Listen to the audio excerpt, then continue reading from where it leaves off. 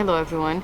I am getting ready to go to the plot to get some work done there, but I wanted to come here first and talk to you guys about a few things. First of all, I want to thank you so much for all of your nice comments, not only on the last video that I posted from Eileen's garden tour, but also from my video before when I gave a little update about the rat problem. I was feeling very discouraged when I filmed that video.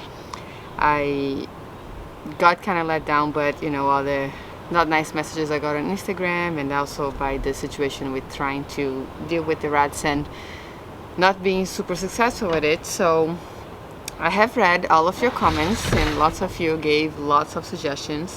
One of the biggest ones was the cats still, so even though I can't put any cats in there, I do have a cat, and I did put some of my cat litter in there to try to see if, you know, the smell might scare them. I have been going back there every day since I first saw them, so it's been 2 weeks now, and closing the burrows like I've learned on the class that I took about rats in New York to do. But I have to tell you, I'm not sure if that's really working, because every day that I go back, there's a new burrow in there. Now they're digging one just right by the concrete part of the fence, and I've been filling it up. They've been opening back in, so I did put the litter this morning actually, and I hope that will deter them a little bit. I have some mint cuttings in here that are rooted that I plan to plant that over there. I have to admit that I'm not super hopeful about this. I think the rats here in New York are a little bit too intense or too aggressive. They adapted, you know, from this bit of a harsh competitive environment, so I'm not sure if mint will really deter them, but it doesn't hurt to try. If not, we're just gonna have some extra mint at the plot. So there's 4 rooted cuttings in here that are just put in water.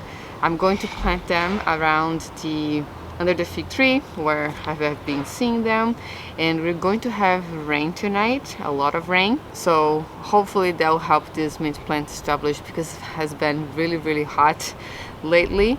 I'm also planning to go dig up my ranunculus right now before the rain, because they have been out there drying up. I have dug some up here from my front yard to show you guys how it looks like. This is how the corm looks after it dies. Oops, I'll try to focus in here. This one is not fully dried yet.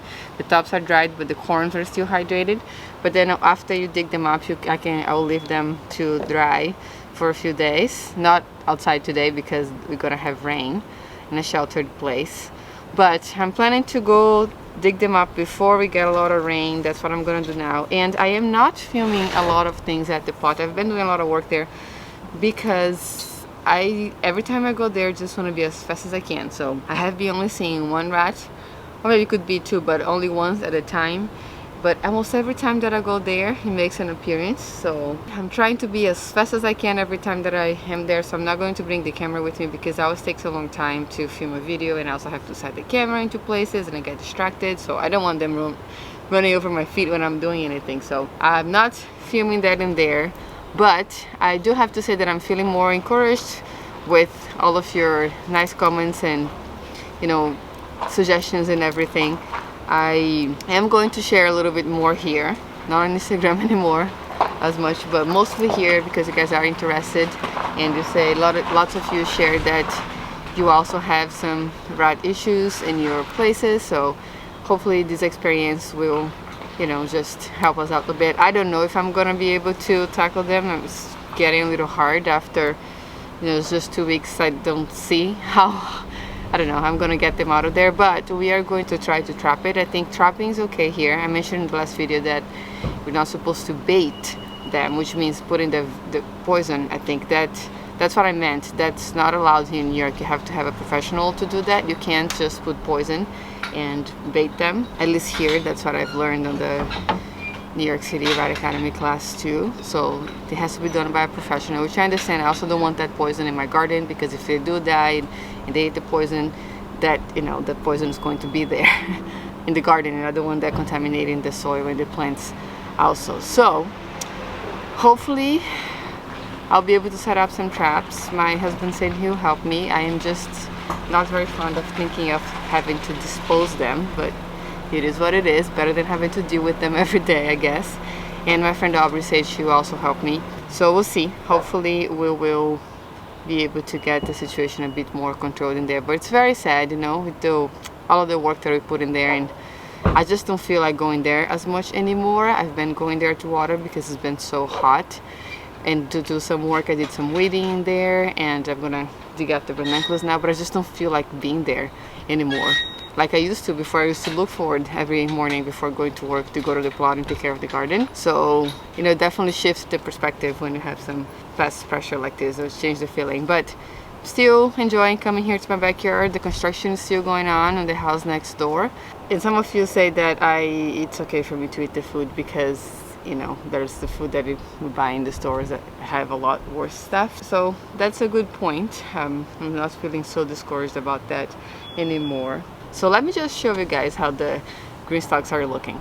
Look how full they both are looking. This one here is the one of the cool season crops, and it's the one I was harvesting the most, but I kind of stopped after the construction kind of happened and they started drilling on the sides over there. That's when the dust was coming, and they're also drilling on top. And I've been rinsing it off, so you can see there's not a lot of dust on them because I rinse every morning before they come, and then again when they leave, and then again at night to make sure I can take as much of the dust as I can. Sometimes it's like that little orange dust because of the color of the wall over here there. But anyway, I guess if I keep washing it well, I will be able to eat. I was just concerned because it's mostly leaf greens, and I do love eating kale. That's one of my favorite things to grow in the garden. But you can see here that they're very big because I haven't been really harvesting this past couple weeks as much, but made for the planter to look really good. So it's nice on that intent. I also stopped harvesting the broccoli, but it kept producing. As you can see here, it's even sending some stalk with flowers. I'm gonna turn this, oops, sorry, it's a little heavy because I just watered. But here's all the shoots that I would have harvested, and they're growing very fast because it's very hot.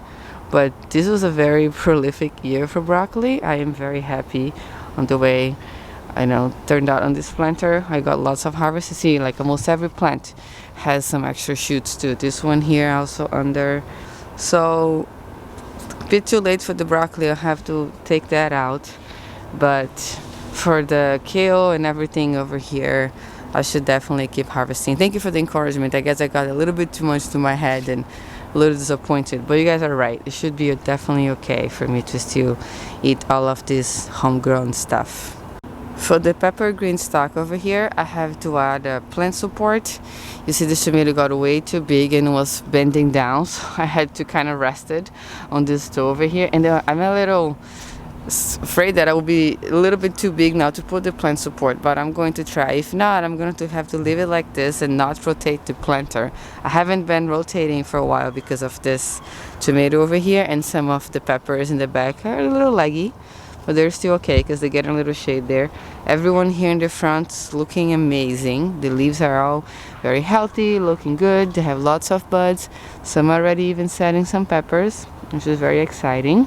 And I have some lettuce here that I haven't been harvesting either, and at this point I don't think I can eat them anymore. Unfortunately, I might have to just compost them. And I'm also planning to film a garden tour this weekend, so I'll give you guys a full update on how everything is looking. Not only the green stalks, but I'm gonna head to the plot now. I'm not gonna bring the camera with me. I'm gonna go dig up those ranunculus, hopefully try to be as fast as I can. We are going to have a storm tonight, so hopefully it won't knock out too many things. I'm thinking maybe I should bring some to wine and try to stake some of the flowers there too, and just be on the safe side, because on my weather app say there's even a chance of hail. I don't know, it's been so hot, I'm not sure how we could have hail now, but there's also supposed to have very strong winds, about 60 miles per hour, so I want to just take a look there and see how things are going. But I'm going to try to prepare for that too, and hopefully after that the garden's still going to look okay, because I'm planning to film a garden tour of my own garden this weekend. I'm super happy that you guys are liking the garden tour series with the other urban gardeners. Eileen was so sweet and so kind to show me her garden. I didn't put everything that we filmed in there because after she did make a big salad for us, and we ate most of the things that we harvested on that day. But we wanted to have some time to talk, and I didn't film much of the salad making process, but I have a few clips that I think I'm going to put in here. And also, when we went inside, she also showed me a little trick that she does to start some of her seeds. So Mari, this is how I start some of my seeds, especially the big ones, corn, beans, even cucumbers. So I wrap them in a damp paper towel. These are a little bigger than they should be, but it probably gives me a week head start on sprouting seeds. So you put them in a damp paper towel inside this bag then, Right. to keep the moisture. And I put it on top of the refrigerator where it's warm and check them every couple of days. They look great. Sunflowers. These are sunflowers. Here are peach melba nasturtium seeds. Oh, that's amazing. I have a hard time with nasturtium. I'm definitely gonna try to do this method then. Do you do anything to the seed, like No. file them, or no, just put them straight there? Yep. Make sure that it's not too wet because then they'll rot, but damp. I seal the bag, put it on top of the refrigerator, and let them go. That's amazing. Our freshly picked zucchini, we're gonna salt it, and the beets. Not even refrigerated, straight from the garden. That's right. Can I try a piece of the beet? It was potato Please. rice. Do you eat a salad often from the garden? Every day. Every day.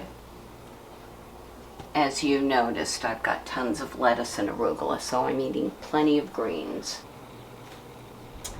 So thank you so much for watching today.